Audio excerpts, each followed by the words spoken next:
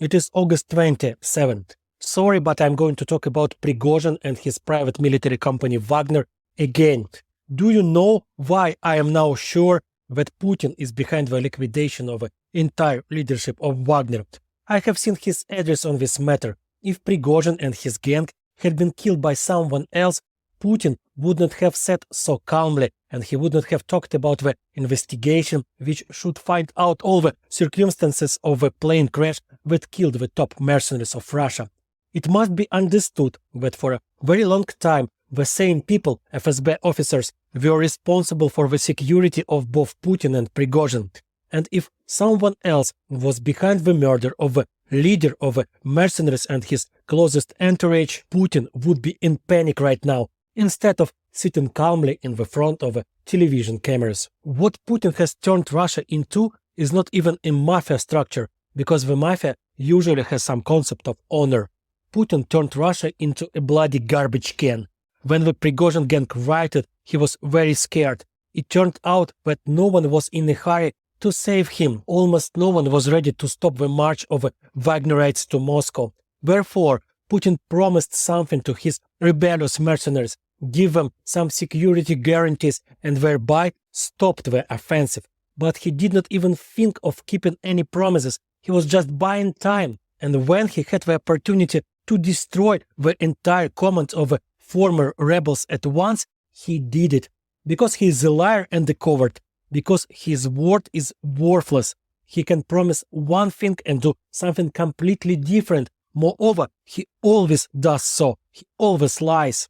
What will happen next with the private military company Wagner? There will be nothing. Consider it gone already. This is an ancient Roman tradition to completely destroy legions whose command dared to revolt. The entire top leadership of Wagner has been eliminated. Most of the real military specialists have been distributed among various units of the Russian army. Former prisoners and adventure seekers who joined Wagner either seeking release from the prison or enticed by money have been sent home, killed, or found themselves behind bars again. Some separate units of these mercenaries still operate somewhere in Syria or Mali, but it is only a matter of time when they will either be completely destroyed or will be subordinated to some local warlords or will simply be abandoned in foreign countries. Even from Belarus, where most of the mercenaries were resettled, they are already being deported back to Russia. Their criminal cases, alcoholism and oblivion await them.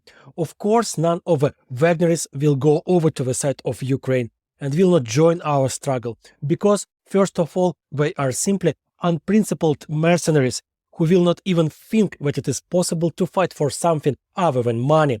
And secondly, almost every one of them has so much blood of Ukrainian citizens on their hands that nothing awaits them in Ukraine except many years of prison. The history of Wagner private military company is very dirty and bloody, and it comes to an end. However, like any other story, it can teach us many things. First and foremost, if someone in Russia starts a rebellion, it must be carried through to the end at any cost, otherwise it will get worse. Moreover, we have once again seen that Putin's promises, his guarantees, his honest word are worth nothing. It's simply void. In other words, there is no point for Ukraine to even attempt to negotiate with him. He will for sure deceive and betray any promises he could give.